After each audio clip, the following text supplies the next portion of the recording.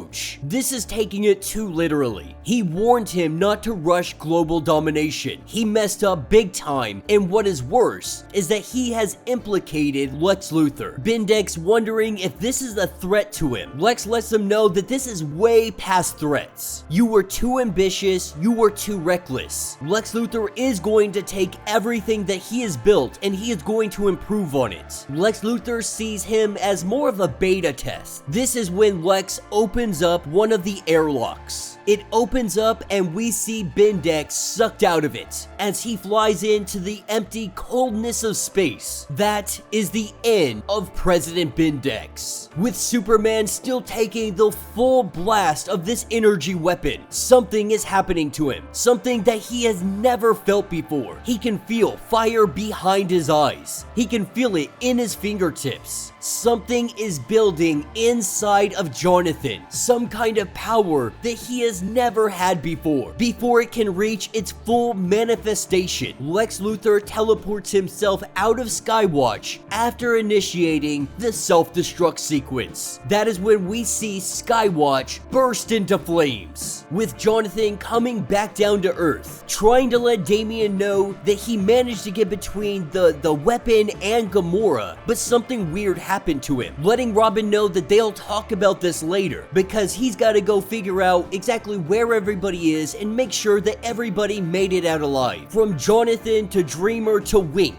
everybody had survived this ordeal. They have just overthrown a dictator. They have the attention of the world on them, with Jay no longer caring about his disguise, no longer wanting to be hidden away from the world. That will be the end of this issue, and that is what will take us into issue number 16, with this being part 2 of the return of KAL-El. I highly recommend that you go check out the new Action Comics 1047 and 48, which is part 1 and 3 of the new story arc, with Jonathan having a memory from when he was a young boy, when he first started getting his super hearing, being able to hear everything. He was scared, he was terrified, but that is when his father had shown up, letting him know that everything is going to be okay, that he fully understands what he is going through. Clark Kent dealt with this exact same thing, focusing on his father's heartbeat. This gave him something to block out all the other noise. And at this point, it has been months since he last heard his father's heartbeat. And in this time, he has had to be Superman, waking up for the day, going and talking to his mother. She's working on a case where a bunch of LexCorp stuff has been stolen from a local police department. And so while she tries to work this out, her coffee getting cold, Clark was always the one to warm it up for her. These are the small little moments that remind them that Superman is no longer here, that Clark is out there somewhere. Turning on the news, this is when Lois Lane sees Jonathan and Jay kissing on the news. They overthrow a government, they took down the Gamora Corps, and she is letting him know that you need to be careful, because Lex Luthor, he is using the media to try and turn the narrative, to turn the world against Jonathan Kent. Heating up his mom's coffee before he leaves, he takes off and he does what he does best. First, he goes up, he sees if he can have any contact with his father, to see if he sees him out there in the universe, if he can hear his heartbeat, anything. He does this every single day, after spending a couple of moments staring up at the stars. Recognizing his father is not returning, he goes out to do what supermen do, helping children, planting things across the world, rescuing people, taking down bad guys. He is doing the Superman thing, even going to the kid that he had a broken arm of a couple of issues back. It was an absolute accident, but Jonathan has felt terrible about this ever since it happened, trying to do anything for this kid. The only thing the kid really wanted was for Jonathan to sign his arm, to sign his cast. But along all of his journeys for the day, this is what leads us to Lex Luthor. With Lex Luthor sitting here doing his bench, doing his workout, he has come to ask him about some of the equipment that was taken from the Metropolis police station evidence log Walker. Of course, Lex Luthor denying that he knows anything about it. He heard about it on the news. And while Lex is sitting here completely still, no dilation in his pulse, it seems that he is either telling the truth or he is a fabulous liar. But before this conversation can get any further, Jonathan hears an explosion. That is what takes us to Stryker's Island. There is a giant hole in the prison, flames and debris everywhere. It appears that somebody has broken out. As he goes through all the debris trying to see if there is anybody that needs help, this is when he runs into the Ultra Humanite. With the Ultra Humanite using telepathy, feeling Jonathan's mind full of self-doubt. All of those words that people say, from freak, abomination, alien, nobody wants you here, all the negative things. Ultra Humanite is just bombarding him with all of this, trying to overwhelm him. And while all these bad thoughts are coming at him, the Ultra Humanite, he still has to thank these thoughts for them to be bombarded on Jonathan. For Superman, he can move faster than thought. Getting Ultra Humanite into his cell, getting his psychic dampener on him, controlling him, being able to reconnect the grid. In a matter of a couple of seconds, Superman has him subdued. This is when the guards let Superman know that this bomb was placed on the outside of a cell, that they were moving it when it was exploded, but it wasn't meant to free Ultra Humanite. It was meant to free Metallo. Ultra Humanite letting it be known that there is only one reason to release somebody with a kryptonite heart. Someone wants Jonathan dead. He knows this to be true. Someone who hates him. Someone is trying to take down the Son of Steel. This is when Jonathan hears something. It makes him jet off right into the stars, getting up into the upper atmosphere, moving as quickly as he can possibly go. A sound that he hasn't heard in a very long time. A sound that is drowning out all the self-doubt that is still lingering inside of his mind. Getting up into the sky, he runs into him. This is where he runs into his father. He heard the heartbeat from so far away, letting his father know that he looked for him every single day, that he wanted to search the ends of the universe for him. But we see father and son, they embrace one another. Clark Kent is finally home. And while all of this is going on, Lex Luthor, he seems to be on some blogs, chatting it up in some chat rooms. He is giving the notion that President Bendex was killed by Jonathan Kent. He is trying to turn the people against Jonathan. Now, of course, the reader knows that Lex Luthor is the one responsible for killing Bendex. But Bendex hasn't been seen since the revolutionaries' assault on Bendex's complex. And so the notion is that Superman killed President Bendex. But Lex Luthor has every intention of doing something to take down Jonathan. Those plans may be deterred now that we have the arrival of the true one and only Superman Clark Kent, KAL-El. Alright gang, so as we dive into this issue, we are picking up with Superman and Superboy. Finally reunited after all of this time. The two of them are currently racing through space. This is something that Superman has very much missed. Spending time with his son, his miracle, the child of two worlds. The two of them racing to Vega 3. Jonathan had beat his father here, and Superman admitting to himself that his son did beat him, legitimately beat him here. As the two of them sit down, they discuss kind of everything that's been going on, from Jonathan overthrowing a dictatorship and saving an entire nation. But when Superman goes to ask, is there anything else that I have missed? This is when Jonathan gets a little bit nervous. He goes to tell his father that he is bisexual. The only problem with that is he is having a very hard time really conveying this to his dad. Nervous, scared that what he might think, how he might judge him. Instead of telling his father what the truth is, he lets him know not to worry about it. As the two of them race back home, we pick up at Smallville just a little bit later on, with Clark and his father looking at the destruction that is their home. Of course, Clark's mother and father, they see the good in this, an opportunity to rebuild their house and renovate it the way that they would like. But when Clark's dad asks him if you have really talked to him about Jay yet, yet. He believes that Jonathan is scared to talk to him about it. What we are seeing is that Superman already more or less knows about Jay. He knows that his son is bisexual, and it would be kind of hard to miss. Like, it's been all over the news. It's been front page papers. But it does make Clark a little bit angry that his son is so unwilling to let him know the truth, because how could Jon possibly believe that he wants anything more than his own son's happiness? But this is when his father tells him that not all fathers are understanding. Not all of them are so accepting. Some of them are just too worried on how it may reflect back on them. But he lets him know that they are going to rebuild everything that has been broken, from their family connections to their family home. This is when we jump over to Metropolis. We are being introduced to a brand new villain going by the name of Red Sin, working on some kind of suit. He has been able to contain whatever power is inside of this, believing that Lex Luthor was wrong, that he couldn't see what his parents had seen, but he knows their vision. After everything his parents had taught him, he is going to show the world together what they are capable of. That's when we have a giant explosion. The son of KAL-El going in to see if he can do any kind of help, seeing a stranger amongst the flames. This stranger throws a chair at him, and this chair makes Jonathan bleed. This is where we see Red Sin letting Superboy know that it is all your fault, kicking him out of the building, saying that they are gone. His parents are gone because of him. Jonathan screams out for his father, with Clark getting here in a split second, grabbing his son before he falls down to the ground and getting him out of here, getting him to a doctor. That is what takes us to the Justice League infirmary, and while he is feeling a lot better, feeling like he is back to 100% by all of his charts and all of his readings, whatever hit Jon, it is no longer in his system. But Jonathan knows that something took his powers away, something that could potentially take his own father's powers away. Right now they have Nightwing investigating, trying to figure out what this is. This is when Jay comes running into the room as they have their moment together. This is when Jon, he realizes he still has yet to tell his father everything that is going on, asking everybody to clear out of the room. He has been enjoying having his father back for quite some time. He wasn't ready to have the conversation yet. His father had been gone for so long. This is something he doesn't necessarily mind. He's so used to it with his father going away all the time. He's a little more upset that his father didn't take him with him, and also worried that if he told his father the truth, he may not approve. He was concerned about his father just not approving or disapproving of the entire situation, worried that his father would fly away from him at the toppest speeds possible. This is when he goes on to let Jonathan know that he was scared a lot as a child, an alien, an orphan, and while he is not trying to compare himself to his son's situation, he does let him know that every day of his life has been better since Jonathan came into it, and who he loves is the last thing that could possibly change that. Anyone who makes Jonathan's life better is a hero in the eyes of Superman. More than anything, he is letting him know that you don't even have to say the words, "I already know," that he loves him, he accepts him, and there can never be anything that changes that. That is what takes us to Metropolis. Deep below the LexCorp building, we have Lex Luthor. He is working on what he calls Project Blackout. We have yet to get any real detail on what this is or what this means, but he is making sure he is working with great effort to try to show the world that Jon and Clark, they are not human. They have never been human. He wants to show the world what they truly are, experimenting on this Gamora core individual. Somehow, all of this is connected to Project Blackout. Alright guys, with this story, we are starting us off in Gotham City. We appear to have mystical notes, musical notes, that are just floating around. These notes are causing people to turn violent, to turn into a mob frenzy. They are all attacking each other. Batman having one option. He uses sleeping gas. He puts every single one of them down. And that is when we have the arrival of Superman, with Batman saying he knew that he would be back. Superman is asking if there is anything he can do to help him out here. After Batman has done a little bit of investigating, he has come to the conclusion that Mr. Nobody is the one currently attacking Gotham, usually a Doom Patrol problem. Superman looks around the city, looking for his signature, seeing outbreaks all over Gotham. That is when he finds Mr. Nobody. Using his conductor wand, he is making these notes. He is creating the music that is going out and causing everybody to turn violent. As Superman rushes over there, he grabs that conductor wand and he snaps it in half. Mr. Nobody, with tears in his eyes, saying that he destroyed a priceless artifact, an irreplaceable one. This is when Mr. Nobody tries to trap them inside of a comic book, not really understanding anything that is going on. That might be what saves them, as Batman lets it be known that he is trying to think with a rational mind. They have to think outside of the confines, that they conclude that they are trapped, and so they are. They are limited by reason, as Mr. Nobody twists reality from the surreal plane of his power. What they have to do is to think of something else, to concentrate on something else, like magnolia flowers. As the two of them concentrate as hard as they can, their prison is broken. This is when Mr. Nobody tries to make them his henchmen, trying to make them part of the Brotherhood of Nothing. It doesn't take long for them to also break free of this, saying that they won't because they don't have to. They are well aware of this. With Mr. Nobody being trapped inside of that wand, the two of them head back to the Greystone. They head back to have breakfast, and we just see the two, they catch up like old-time friends, like the brothers that they are. They eat, they chit-chat, they reminisce. And that is what will take us over to Venice, Italy. We have Clark Kent here with his beautiful wife. Now this is an interesting part, because it says over the past 2+ years, he has seen some of the most magnificent sights in all of the galaxies. Now we're not sure if he is actually talking about his time away at Warworld, or just his time up in the stars being Superman. Now it doesn't necessarily specify where he was or how long he has been gone when he was away on Warworld. Maybe it's just a generalization about him seeing all the beauty that is out there in all those galaxies, but the most beautiful thing standing in front of him is his wife. Though it is a very specific thing to put into the comic, saying that he was gone for 2 years. I really do hope they elaborate on this a little bit more. Maybe they were just, he's talking about seeing things over the last 2 years. But if they are talking about his time out there in space, out there at Warworld, then that would mean that everybody has aged 2 years up. But we know comics, and more than likely, this is just going to be brushed under the rug as something that just happened, and we're not going to bring it up again. Everyone's going to stay the same age they have always been, so on and so forth. But really, this is just him and his wife getting a moment to catch up. That is what takes us to 48 hours later. At this point, Superman has yet to let the world know that he has returned, just wanting a minute to catch up with loved ones and everything else. Jonathan Kent is out here doing what he does. He believes that he has finally figured out how to put Lex Luthor behind bars. With Clark asking if he needs some backup, Jonathan says that he has this, that what he has discovered, it might be a game changer. His father letting him know that he might want to pump the brakes. Lex Luthor is a genius, maybe the smartest man on the entire planet. He has led Superman down very, very many false paths. But Jonathan, he thinks he's figured it out. Knocking down the door, he breaks into a LexCorp meeting. But this meeting, it is a charity event. Jonathan truly thought that he had him, but Lex Luthor outplays him yet again, breaking walking down the door, seeing only cameras and homeless men, homeless women, getting ready to turn these abandoned buildings into homeless shelters. Meanwhile, at Stryker's Island, there is a team of highly elite individuals who are breaking out criminals. That is what takes us back to Lois and Clark's penthouse. Jonathan coming in the door, and he is just beat. He really thought that he had Lex Luthor. This is when Clark tries to let him know, like, he will set up a distraction. You will fall for it, like he said before. The man is freaking brilliant. Even with all our powers, all of our ability, the man is just too intelligent. You may think you have him cornered, but the truth is, he is laying down a trail of breadcrumbs, and you are falling right into his traps. The next day, the two of them getting ready to go out on a patrol. It takes them to Metro Pier 13 through 21. They got news that there were some goons down there with heavy machine guns. Jonathan being the one to come up, they start unloading on him. Goons never learning that guns simply do not work on Superman. He disarms these two men and he begins to take them to Stryker's Island. The men unwilling to dime out Lex Luthor, not saying anything, not giving up any information. This does give Jonathan an idea. That is what takes him back to Lex Luthor. The two of them having a conversation. Jonathan is letting him know that he has figured out Lex Luthor is the one responsible for freeing those soldiers, those criminals from Strikers. He has figured out his game plan, that he makes a distraction on one side of the city. This distracts Superman. It distracts Superboy. Meanwhile, Lex Luthor is making moves on the complete opposite side of the city. But what Jonathan does here is kinda brilliant, saying that he knows what Lex Luthor is up to, that even better, he knows exactly how he is thinking, trying to tell him that he is screwed, trying to let him know that he is about to be outplayed. As he goes back to his father, he lets his father know that they need to start rethinking their strategies, and they need to keep changing them to keep up with Lex Luthor and keep him off balance. The truth is, Jonathan doesn't know what he is planning, but he knew just enough to make him think that he did. Alright gang, so our story starts us off in Smallville. We have Clark, Jon, and the rest of the Justice League. They are currently rebuilding the Kent home. After it had been destroyed, they are finally getting the opportunity to rebuild it. Having the likes of Wonder Woman, Green Lantern, The Flash, and of course Batman. They are able to build this so very quickly. It takes them no time at all once the blueprints have been finished. With the house fully constructed in moments, Batman has put a new shielding in place. A shielding that will protect them from extreme heat, extreme cold, kinetic energy, telepathic attack, and blunt force. Batman designed it to defend against even Superman. Jon thinking to himself how everything, it feels good right now. The house is rebuilt. His father is back. The League, all of this. That is when Nightwing shows up. Nightwing and Lois have been doing some investigation. They have discovered who Red Sin is. His name is Luis Rojas. He is 18 years old, and by the post that they see online, he has a vendetta against any Kryptonian. He has made hating Kryptonians his entire identity. His parents scientists that were working for LexCorp, but there was an explosion and they lost their lives. Last week, LexCorp equipment had been removed from evidence, stolen from the police department, marked as Red Sin, something that Lois Lane had already been investigating. They believed that this is what his parents had been working on. The kid being a genius, dropping out of high school when his parents died. By all appearances, it looks like he plans to finish what his parents had started. With this going on, Nightwing says there are some precautions that he wants Jonathan to take. That is what takes us to Metropolis. We have Jimmy Olsen sitting in his apartment, just watching some TV. That is when the pizza comes to the front door. Jimmy going to answer, saying that he didn't order a pizza. When he opens up the box, he is knocked out. The man that did this is Luis. That is what takes us to the next morning. Superman not wasting any time letting Jonathan know to suit up up because Daily Planet just got a bomb threat. The two of them getting there, quickly scanning the building. They start rescuing as many people as possible, getting everyone out of the building within seconds. Jimmy Olsen's signal watch begins to go off, with Clark going to investigate and Jonathan staying behind. He realizes that it is taking his father far too long to do what needs to be done, and so he goes looking, following the sound of the signal. In an instant, the signal dies out, but it's not just that. Jonathan's powers also are gone. He goes falling from the sky, crash landing in the woods. This is how he knows that Red Sin is here, that he must have Clark.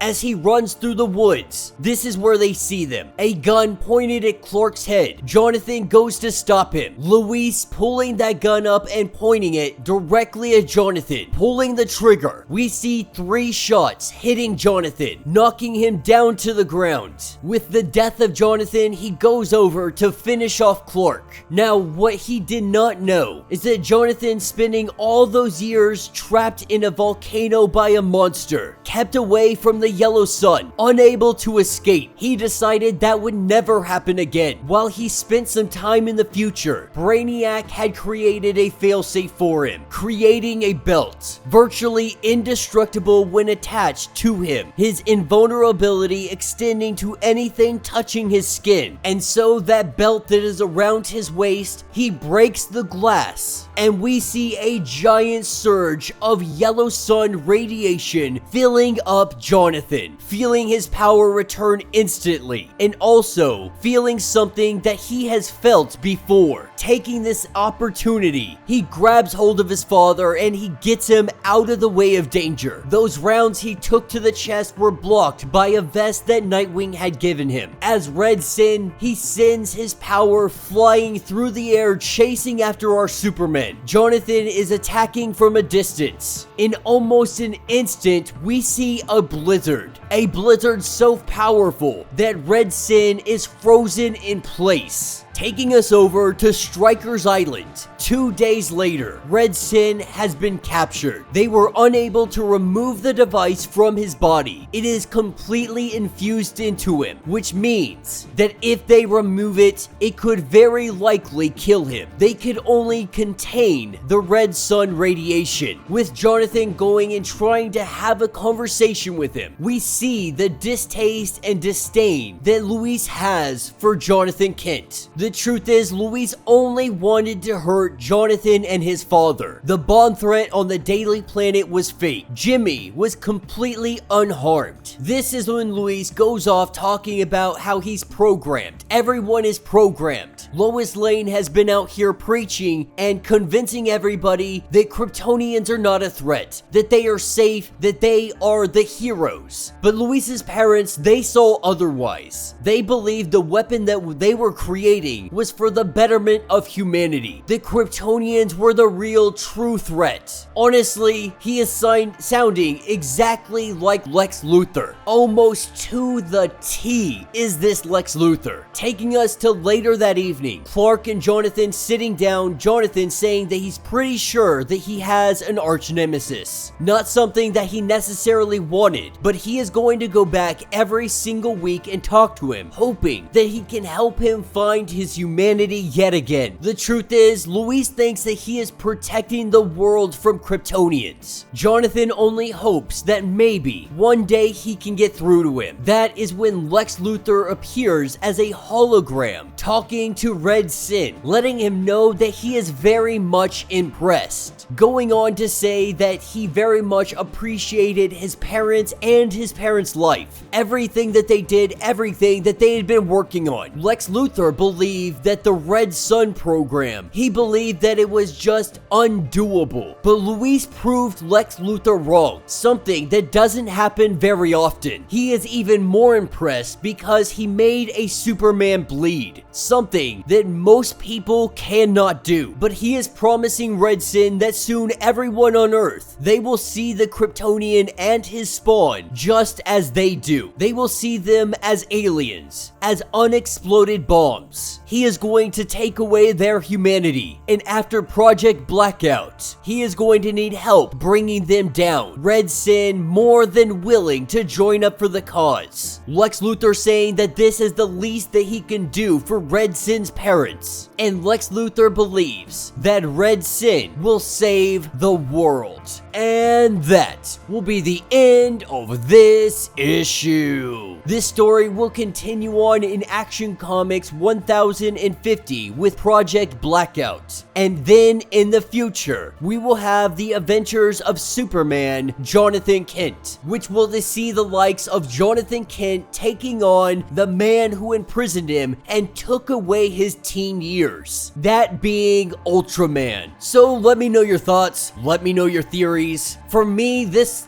whole run as a whole was just mediocre. It was cool to see Jonathan doing some of the things that he's done. Really, what we're seeing is Jonathan is about to get a power boost. That is what Taylor has been hinting at this entire time, that there is a power inside of him that is untapped potential. Batman has been hinting at it. Jonathan has been feeling it. It is inevitable at this point that we are gonna see Jonathan truly level up. I like this story because it had nothing to do with Jonathan's relationship, which this series had focused so heavily on. What I don't like is that Red Sin is almost an identical copy to Lex Luthor. The man's a genius. He creates a weapon to take down Superman. He almost takes down Superman. He fails at taking down Superman. This is the same thing that we have seen repeated over and over and over again. And I will even say that I have been enjoying Action Comics, but the fact that we are bringing Lex Luthor back into the fold, making him relevant in some way, shape, or form, it's a little bit disappointing. I get it, Lex Luthor is the arch nemesis. He is the guy to always try to take down Superman. It's just, for me, on a personal level, we have had so many stories where Lex Luthor has tried to take down Superman. Now we're creating Red Sin, which is a super awesome power, but he is Lex Luthor incarnated, which seems like it's more just lazy writing than anything else. Tom Taylor taking the opportunity to create new characters, and he creates a